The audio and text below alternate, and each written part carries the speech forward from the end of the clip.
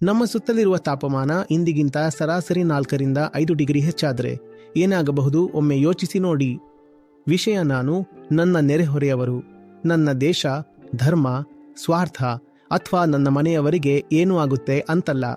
ನಾವು ಯಾವುದರ ಬಗ್ಗೆ ಮಾತಾಡ್ತಿದ್ದೀವಿ ಅಂದ್ರೆ ಈ ಭೂಮಿಯೇ ಉಳಿಯುತ್ತಾ ಇಲ್ವಾ ಅನ್ನೋದ್ರ ಬಗ್ಗೆ.